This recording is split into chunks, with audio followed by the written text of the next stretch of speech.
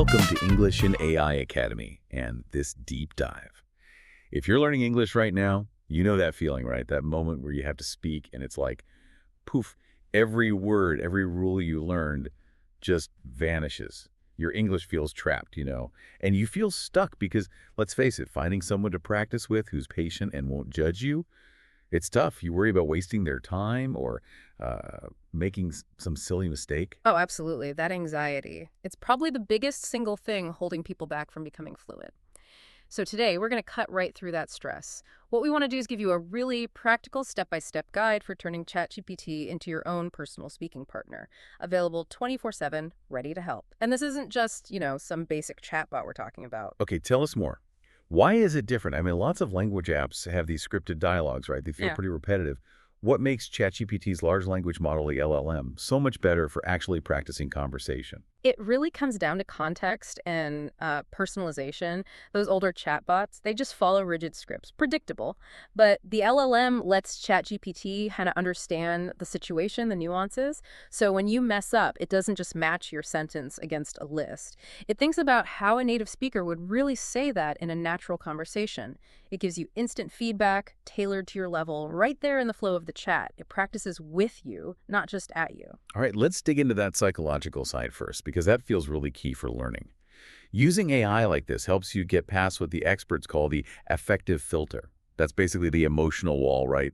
The stress, the embarrassment, maybe just feeling unsure, all that stuff that actually stops new language from sinking in. Exactly right. When you're stressed, your brain basically says nope and blocks new information. The sources we looked at, they're super clear about the emotional lift this tool can give. Think about it. ChatGPT is always there. It never ever judges your maybe slightly broken sentences. It never gets tired if you need to practice the same thing 5 times. And crucially, it doesn't interrupt you or rush you along. That constant non-judgmental support, it builds self-confidence. And that, as Krashen's famous hypothesis points out, is absolutely vital for real learning. You get to fail forward safely. Yeah, that zero-stakes practice space sounds incredibly powerful. Yeah. But okay, how does it actually handle the mistakes? If I'm saying things wrong, I do want correction, but, gently. Could you give us another example or two of that real-time correction? How does that immediate feedback loop work in practice? Sure. Let's take some common beginner spots. Maybe you're talking about your day and you say something like, I am very difficult to remember the new words. The AI can catch that right away. It might say something like, oh, I understand that frustration. Just a little tweak to your sentence. It sounds more natural to say, I find it very difficult to remember new words. We use find it difficult when talking about a personal challenge like that. Ah, okay. That's much better than just seeing red ink, basically. Totally. Or let's say a simple verb error. You're talking about a trip, feeling confident. You say, it was amazing. I've seen a lot of great sights there. The AI keeps the conversation going, but slips in the fix. That sounds wonderful. Just a quick reminder, the past tense of see is saw, so he'd say, I saw a lot of great sights there. Now, tell me, what was your absolute favorite sight? See, that immediate polite reinforcement is what makes the correct form stick right when you made the error. Okay, so that mental block, the fear is lowered. That's huge, like half the battle. But now, how do we make sure this friendly AI isn't too friendly? How do we make it a proper teacher? I'm guessing it really depends on the instructions we give it, the prompt, right? Because if I just type, talk to me, I probably won't get much useful practice. You've hit the nail on the head. Hmm. We need a solid template, a specific prompt to set ChatGPT up as a really effective learning partner, not just, a random chat buddy. Right. So walk us through that. What's the first thing we need to tell the AI to get quality practice? Okay, first step, define the role and the tone you want. Don't just talk to the AI, tell it who to be, like act as a supportive and patient English conversation coach, or even just act as a friendly person. That sets that supportive vibe. Second, you absolutely have to tell it who you are, specifically your language level. Why is that so crucial? If I'm, say, a B1 intermediate learner, why does the AI need that specific label? Because that adjusts everything. The vocabulary it uses, the complexity of its sentences. If you say you're B1, it won't hit you with super advanced C2 level idioms, but it will push you a bit beyond basic stuff. Okay, third step, set the task, be specific. Don't just say talk about travel. Say, let's have a back and forth conversation for 5 exchanges about planning a weekend trip to the mountains. Or let's practice ordering coffee. Got it. Role, level, task. That makes sense. But here's something I wonder. if the AI is supposed to be so smart, why do I need to spell out that it should correct my grammar? Shouldn't it just know? That's a really important nuance when working with these LLMs. Its default programming is often to prioritize smooth conversation, like a human would. It might just ignore small mistakes to keep things flowing naturally. So, the fourth, and maybe the most critical piece, is the correction constraint. You have to explicitly tell it. Please check if I've used words correctly and naturally, offer corrections with brief explanations after each of my replies. Ah, I get it now. So adding that constraint basically flips the switch. It tells the AI, okay, now put on your editor hat, not just your friendly chat hat. And that is what helps you move from just knowing rules in your head to actually using the language, getting that instant feedback that builds real usable sentence patterns, like muscle memory for speaking. Okay, and this is where things get really powerful. Moving beyond just fixing basic errors, you can use specific targeted role-playing scenarios. These force you to use particular grammar structures, maybe complex ones you struggle with, all under the pressure of a simulated conversation. You basically design the challenge yourself. Ooh, interesting. Give us some examples. What kind of creative scenarios did the sources mention that go beyond the usual how's the weather chat? Yeah, there are some great ones, like the time travel cultural exchange. Imagine telling the AI to act like a medieval blacksmith, and you're visiting from the 21st century.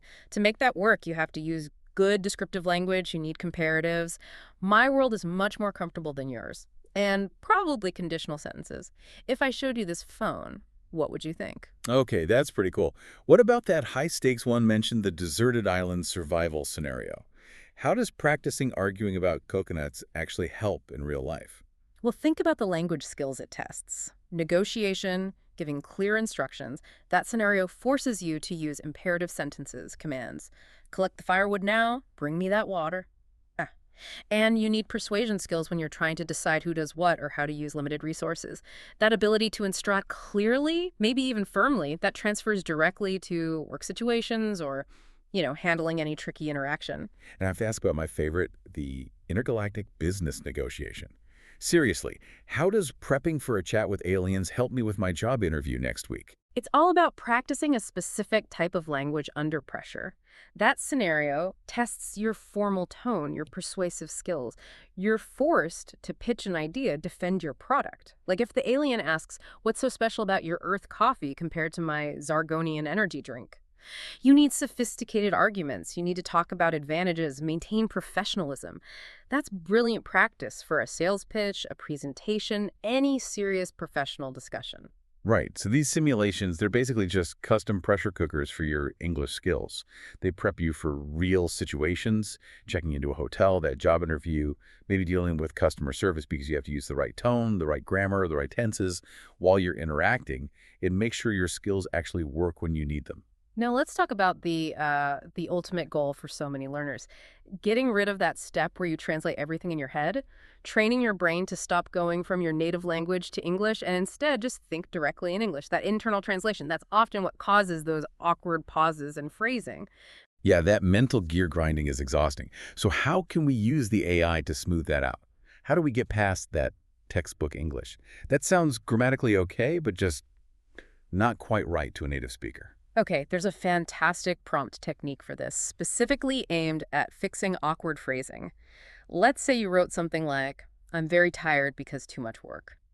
Grammatically, yeah, we understand it, but it sounds a bit off. You ask ChatGPT, take my sentence and rewrite it like a native speaker would say it in natural English, then explain the difference. Okay, so what would the AI likely do with I'm very tired because too much work? And more importantly, what does that process teach you about sounding natural? It might offer something like, I'm exhausted because I had a lot of work today. Then it would explain. Native speakers often use exhausted instead of very tired for strong fatigue, and I had a lot of work is a more common and natural phrasing than the direct translation, too much work. It's those subtle colloquial choices that make the difference. This process directly teaches you that natural rhythm and word choice, bridging that gap between correct and fluent. And the second technique, which I really like, is using the AI almost like an English journal prompt generator. You ask the AI to give you thought-provoking personal questions that push you to express more complex stuff. Things like, what's one fear you have that you haven't told anyone? Or describe a childhood memory that really changed how you see things. Oh, that's clever because those kinds of prompts, They force you to dig deeper, to express nuanced feelings or complex ideas in English right from the start. You're basically bypassing that translation step entirely because the thought itself is forming in English. That seems like a really speed up developing that inner fluency. Exactly. The AI becomes this sort of linguistic mirror. It shows you how your internal thoughts can be directly expressed in natural conversational English. That's how you connect knowing the words to actually using them to talk about the things that matter to you, the complex stuff. Okay, so we've painted a pretty amazing picture here. AI as this superpowered language learning tool, but like any tool, you can use it wrong. We should probably cover some common mistakes, things that might actually slow down your progress if you're not careful. What's the biggest danger zone? I'd say the number one issue is simply not tapping into its full potential, which usually boils down to weak prompting. It's that old computer science saying, garbage in, garbage out. Right. If you just give it a vague instruction like, tell me about climate change, you'll get a vague, generic answer that's probably not tailored to your B1 level or your specific learning goal. So let's say I want it to help me practice summarizing something I read. How do I prompt it effectively for that? You need specifics. Tell it the audience, explain this to a B1 learner. The format, give me a 4-point bulleted summary, or put the key info in a table. And the tone, keep it conversational and use simple words. If you don't define the box you want the answer to fit in, you won't get what you need for effective practice. Right, be specific. Okay, another thing I hear people worry about is leaning on it too much. Yes, that's the over-reliance issue, sometimes called cognitive offloading. And this is really important. If you just ask the AI to do all the work, write every email, summarize every article, you're not actually exercising your own brain. You skip the struggle, which is where learning happens. Use the AI to help you learn, to explain things, to practice, yes. But don't let it replace the effort of figuring things out or composing sentences yourself. That critical thinking is crucial. And the last big caution is about the AI's output itself. Sometimes it just sounds weird. Yeah, that robotic writing style, or worse, when it just makes things up, the hallucination. Exactly. So you always need to review and revise. AI text can sound really unnatural, maybe overusing fancy words like meticulously or intricate when a simple word would do. A native speaker often uses simpler language. And more seriously, it can sometimes generate stuff that sounds convincing but is just plain wrong, false information. So, especially if you're using it for content, fact check. And always tweak the phrasing to make sure it sounds like you and reflects what you actually understand, even in practice conversations. That's solid advice. Okay, final practical tip then. For really maximizing the speaking part, especially for those beginners, really focused on just talking, what's the best way to use the tech? Simple but powerful. Once you've typed in that perfect detailed prompt we talked about, role, level, task, correction into the mobile app, immediately hit the voice mode button. This lets you bypass typing altogether. The whole interaction becomes spoken, back and forth. It's the closest thing to having a real conversation partner in your pocket, ready whenever you are. You can literally practice speaking while you're walking the dog. Hashtag tag outro. So let's wrap this up. What you have now is basically a complete blueprint, a way to turn ChatGPT into your own personalized, always available, judgment-free tutor. It's your conversation partner, your editor, even your quiz master, all rolled into one. You've got a system now to practice English anytime, anywhere, without that fear. And the real shift here is focusing on usage. Success isn't about memorizing 5,000 words from a list that you never actually use. It's about building the confidence and the skill to use, say, 500 words correctly, naturally, in all sorts of real situations. This AI practice gives you that safe space, that training ground to build that active, usable fluency. Okay, so here's our final thought for you, something to chew on and maybe try out yourself. Yeah. We know the AI can tailor lessons to your specific weak spots. Maybe it's articles for you, maybe it's conditionals, maybe stringing together longer sentences. So think about this.